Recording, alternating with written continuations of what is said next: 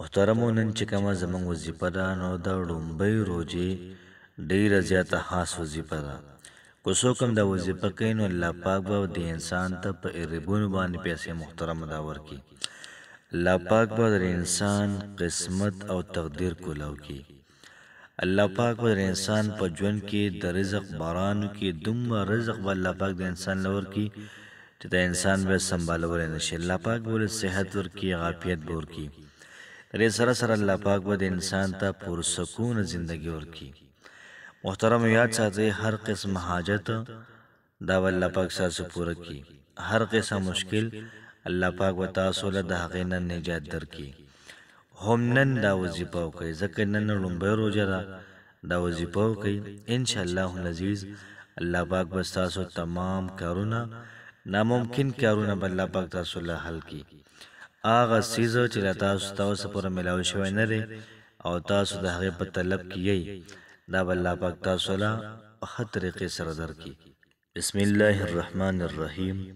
شروع کوم د ډیر زیات بخښونکي او د ډیر زیات مهربان رب په نوم باندې. زه ګواهي ورکوم د دې خبره چې د الله پاک نه علاوه د عبادت لایق بل څوک نشته او جناب محمد رسول الله صلی الله علیه و آله وسلم د الله پاک بنده او د الله پاک رسول دی. نن چې محترمو زمونږ کوم وظیفه ده ډیره زیاته د قدر ده، ډیره زیاته بهترین او اعلی وظیفه ده. زمونږ چې کوم وظیفه ده په دې کې شپږ رکعته نفل دي او ورسره محترمو د قرآن مجید د 2 سورتونو تلاوت دی. کم سړی چې په اخلاص باندې د زړه په صدق باندې دا وکړي، انشاءالله العزیز الله پاک به د انسان ته ډیر زیات بهترینی، ډیر زیات اعلی بدلی دا بل محترم ورکړي. که تاسو هم چرته د رزق د کمی شکار یې، که تاسو هم چرته بیماران یې، دا وظیفه هم ستاسو لپاره ده. دا وظیفه وکړئ، الله پاک به ستاسو په رزق کې، مال او دولت کې به دومره اضافه وکړي تاسو به ته حیرانه پاتې شئ. الله پاک به تاسو له نوکري درکړي، الله پاک به ستاسو په مال او دولت کې برکت واچوي. محترم برکت اچونکي د الله پاک دی، رزق ورکونکي د الله پاک دی. بس د رمضان المبارک په دې معززو او په دې بهترینو لمحاتو کې د الله پاک نه خپل حاجات دا وغواړئ. انشاءالله العزیز د الله پاک نه مکمل یقین ساتم چې الله پاک به ستاسو تمام حاجتونه دا محترم پوره کړي. یاد ساتئ محترمو، د رحمتونو باران راورېږي او په دې رحمتونو په دې باران کې خیال کوئ خپل د زړه لوښی دا کوږ کې نه دی یا الټی کې نه دی. اسنه رحمتونه راورېږي او زموږ د زړه جام او لوښی دا ورته وران پروت دي. نو چې کله باران کېږي او جام ورته موږ الټه کېږي، دعا کې یو څاڅکی هم نه راځي. نو کوشش وکړو چې خپله بهانه دا په الله پاک باندې یقین وکړو، توبه وباسو او چې څومره ستاسو حاجات دي دا وظیفه وکړئ د هغې لپاره. انشاءالله العزیز الله پاک به ستاسو حاجات محترمو دا به ټول پوره کړي، مقاصد دا به ټول پوره کړي. یاد ساتئ محترمو، طریقه کار به داسې وي کله تاسو دا وظیفه کوئ نو تاسو به شپږ رکعته نفل وکړئ. 2 رکعته نفل دی وکړل او نیت د هغې حقه زوړ نیت دی، آسان نیت دی.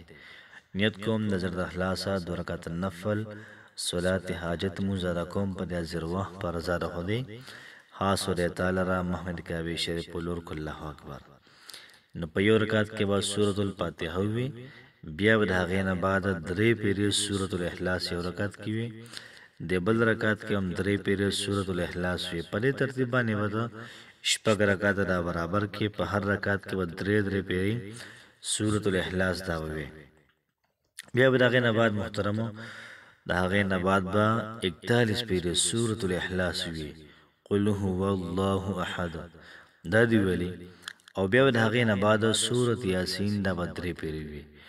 مخکې وروسته د دې وظیفې نه به 14 پیرې دا درود ابراهیم وي او د هغې نه بعد به لاسونه اوچت کړي او الله پاک له به ډېر زیات تعریف وکړي.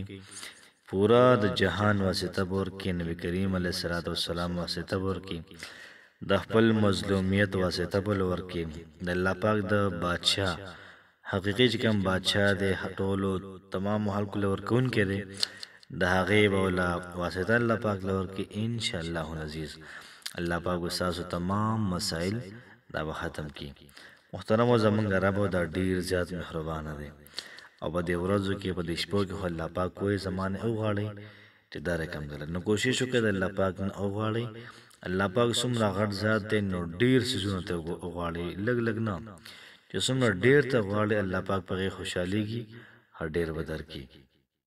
ویډیو د ثواب په نیت باندې مخکې شیر کړئ. الله پاک هم خوشاله آباد ساته. السلام علیکم ورحمت الله وبرکاته.